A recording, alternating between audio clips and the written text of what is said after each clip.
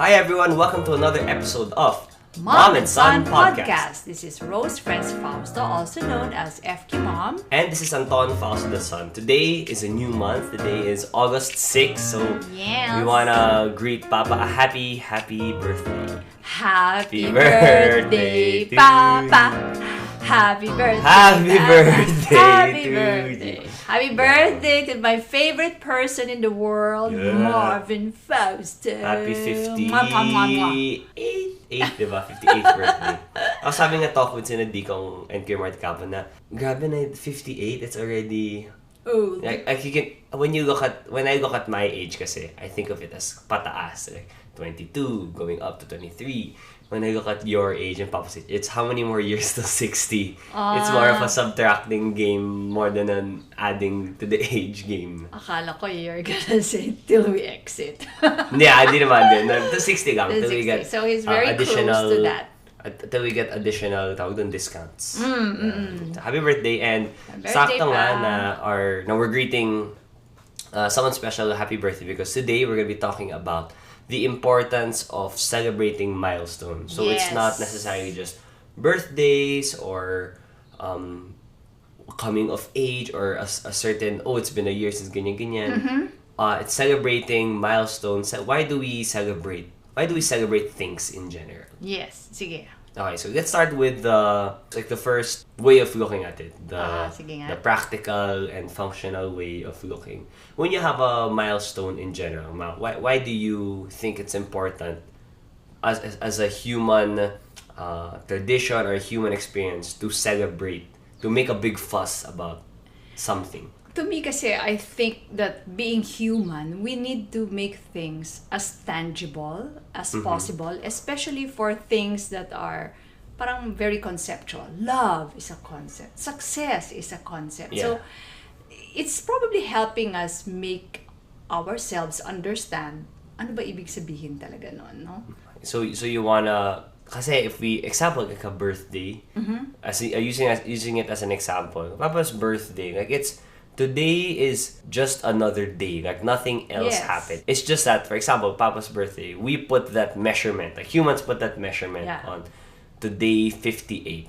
So I think it's one way to make it more real and understandable. And why do we have to celebrate that once we make it tangible, once it's something more concrete to us?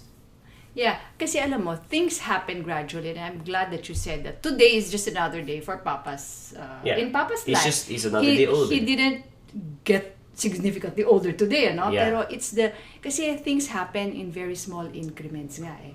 And if we just rely on ourselves, hindi natin mararamdaman yun. So that's why we mark milestones so that ito na naman pala, naka-isang taon na naman pala. Okay. So it's like in a video game when you level up. Kasi example in Dota, if you level up, the difference is in Dota, if you level up, you get additional stat points, as in just because you leveled up. Pero here, we put that label of you leveled up, you become a new age, but doesn't necessarily mean there's doon lang nangyari.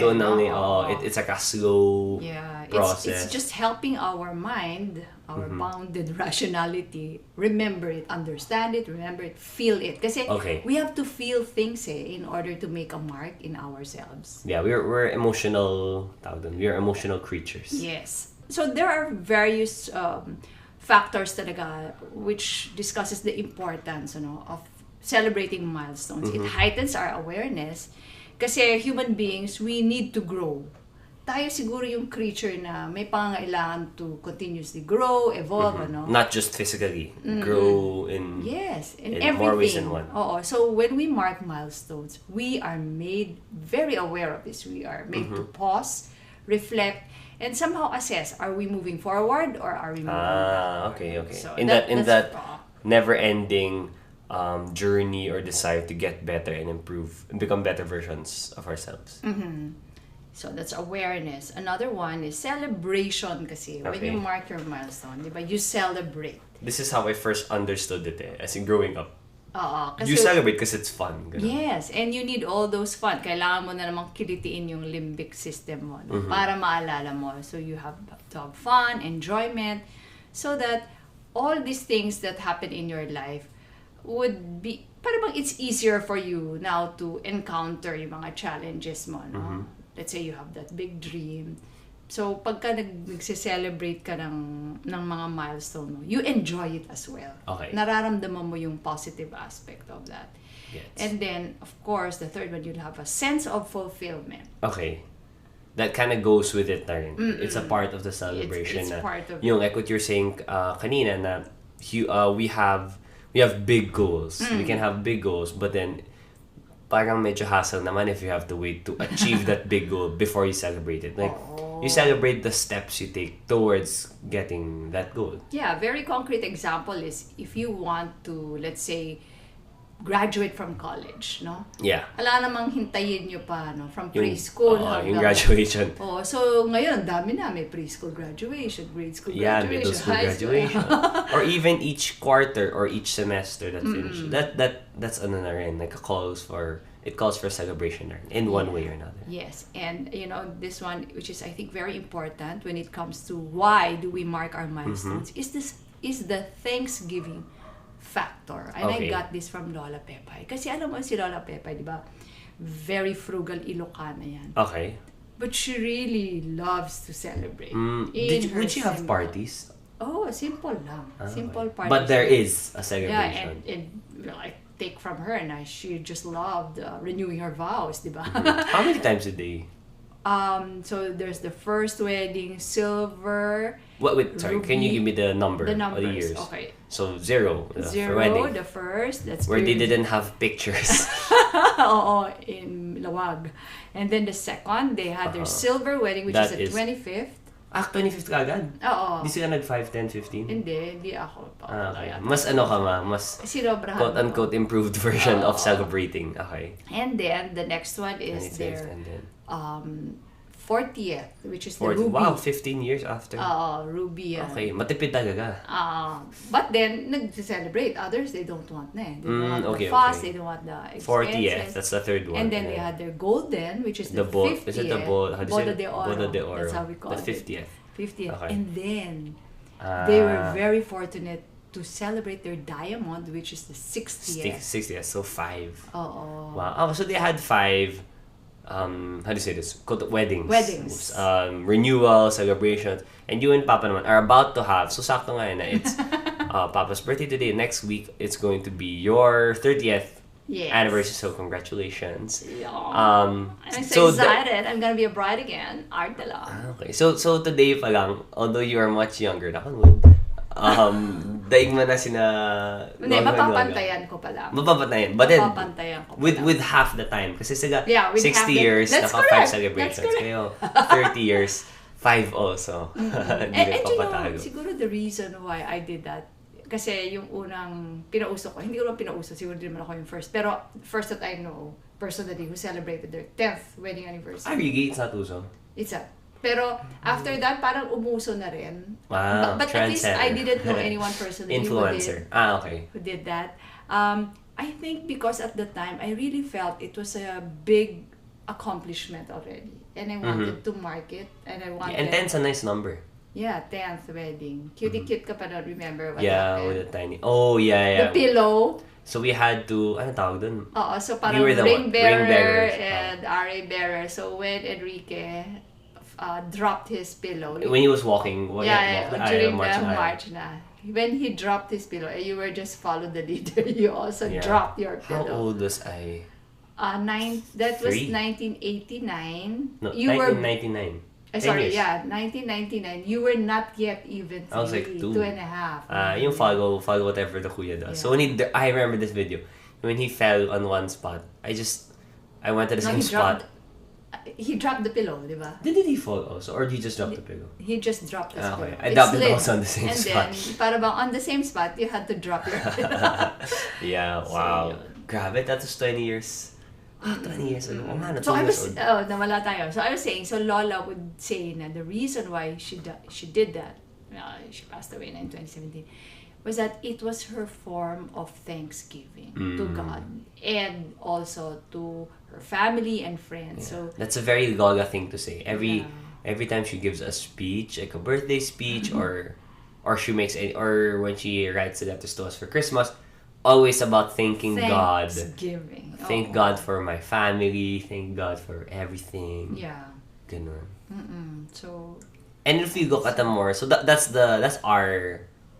That's how we look at it. That's how I was raised. That's how you were raised to look at celebration. But if you look at the historic, the historical, very famous celebration, which is the bar mitzvah. Yeah. So it's the Jewish. And for the girl, it's bat mitzvah. Yeah, bat mitzvah. But how come bar mitzvahs more popular? No? I don't like when I don't think I have any Jewish friends or like my only contact with any Jewish people, anyone would be when I watch movies and TV shows and they mention a bar mitzvah. Yeah, it's more famous for a guy. I don't know why. Anyway, so for the bar mitzvah, it's when a boy turns 13 and that is his coming of age, and they celebrate it because that's when supposedly that's when a person becomes accountable for his actions. So 13 years old. Buti lang di ginawa sa amin. Nakakatoge ko. So for a guy 13 years old, for a girl 12 years old. So kita nga yung difference in maturity. There are scientific, biological and practical reasons as to why these celebrations were created. For a guy 13 years old, for a girl 12 kasi girls are really biologically develop quicker than guys. That's why there's a difference in age. Anyway, so with the bar mitzvah, he turns 13 years old, so he's already accountable for his actions, and the parents aren't anymore liable. Yeah, so if he commits a crime, that's already his accountability, not his father's anymore. Yeah, and I read on my Wikipedia search na a father celebrates because he's no longer going to be punished by God. Diba? Para sa mga katarantaduhan na anak niya. Ay, alam mo, dagdag ko lang to kasi nakakaliw no. We now wonder, what? 12? Bat mitzvah is at 12 and bar mitzvah is at 13. Kasi before, long time ago, they were just following the biological changes, the biological development of a human being. Which makes sense. Pwede nang mag-asawa. Kasi that's the time. That's when a girl starts menstruating. Starts having her period. So they can have so biologically, you can they're ready to have a family. Buti na lang times have changed. And you know how much we delay it now, ano? Diba? During my time, it was the 20s. Now it's 30s. Yeah. But if you get married before 30s now, parang medyo medyo maaga. Uy, kakasal ka na. Ganun, ano? Parang ngayon, nag-uumpisa ka. Or I think it's more of like a sakto. Like 28, 29, it's okay. That's the start pa lang of the marrying age. Like you guys got married 24. I was 24, turning 25. That's so unheard of. Well, it wasn't during my time. Although, yeah, so I meant now. Yeah, now. So now, ano, pero during my time kasi, pagka 27, ganyan ka na, tapos di ka pa kinakasal, magiging old maid. Wow, 27. Ganun na kagad. Yes. Wow.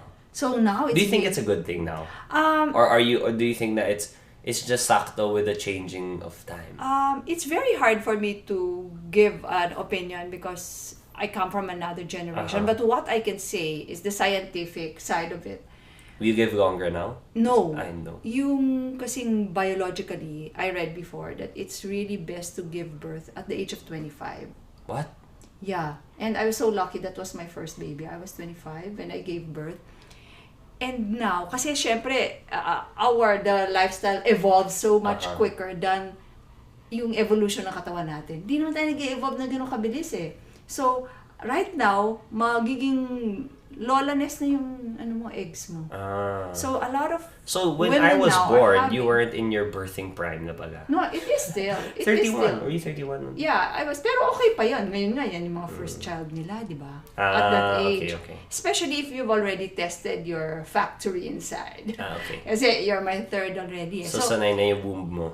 So now, what I'm a bit concerned of lang is that I hope the medical development has caught up with it kasi masyado nang dinidelay. But if you notice, ngayon, ang dami na ring nahihirapan ng first pregnancy because it's quite late na in their life eh. I think it can also be like just looking at it from a zoomed out perspective. It can be like the world's way of because the world's very populated. Right, the world's very populated. So if it's harder to give birth, there's gonna be less. Pero alam mo ang nangyayari ngayon because of all this in the artificial insemination, etc., etc. Yung aided pregnancy, nagkakaroon ng mas maraming mga twins, triplets, So because of the process. Yeah. Well, my personal take on it is I wanna have a kid, sana, before 30. But then just so I can play basketball with them when they get older. Yeah, that one also is another factor. Kasi now, I would say that I'm in my quote-unquote prime of my youth, like when I play basketball. But if when I beat Papa, it's not counted anymore because he's 58. Gets one. Sayang naman. Yeah. Okay, going back to our... So to the bar we mitzvah. digress. Yes, to the bar mitzvah. There are really... It's not just... Like when you look at the history and like the way different cultures do it, it's not really just the way we were raised na it's important to celebrate. It's ano rin pala. Like it's historically practiced. And there are legitimate reasons as to why. And since we live in a society, we ought to know, di ba? We ought to know where that particular person is now in his life, di ba? Ito, pwede na pala siya. Oh, I can hire this person. Siguro, araw, ganyan. Oh, tapos na lahat mag-aaral yung mga anak niya. And now, if you look at it, as in, it's a nice way to look back at the years we've had na parang, like, until now, one of my favorite birthday parties ever was when I was second year. That was my 17th? Joke lang.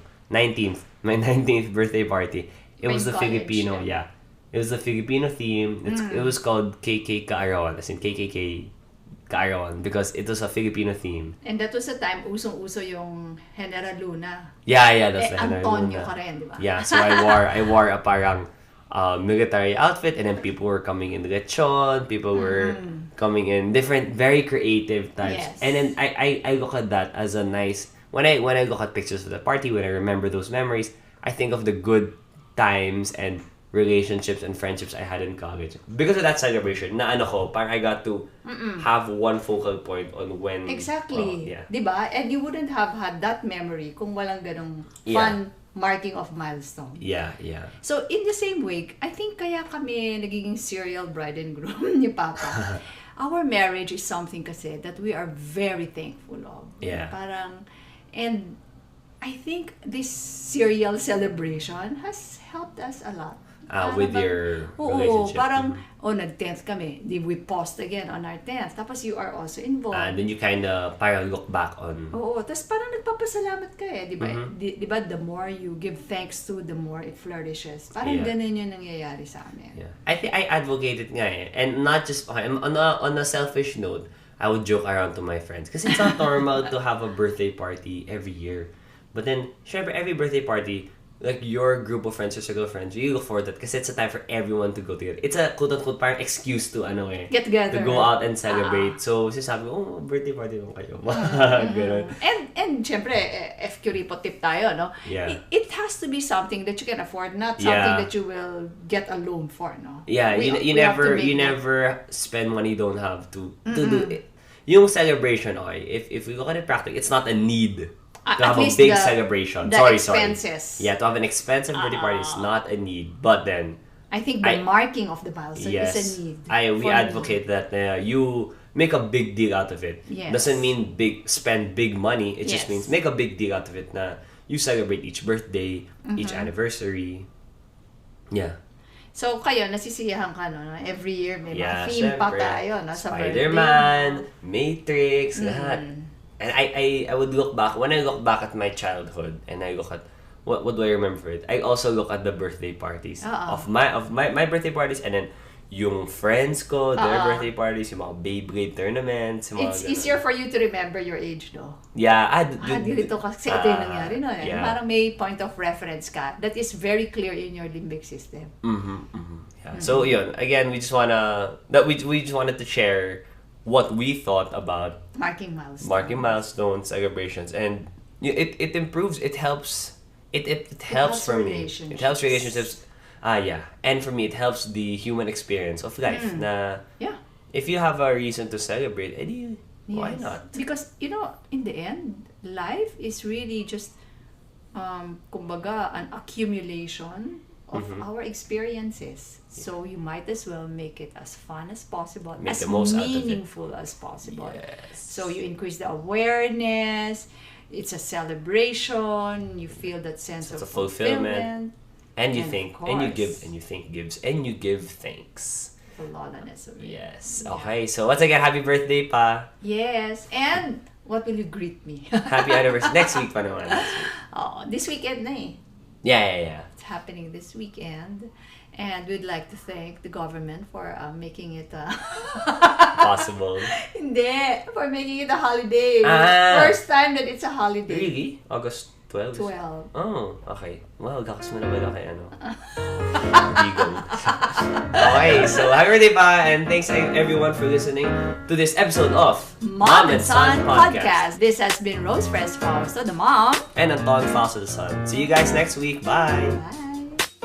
Mom and Son Podcast airs every Tuesday, 7 a.m. or anytime at your convenience and can be streamed through Spotify, Apple iTunes, Buzzsprout, or YouTube. Just search Mom and Son Podcast for your weekly dose of family, finance, passions, and everything in between. For any questions and inquiries, email us at antonfausto@gmail.com.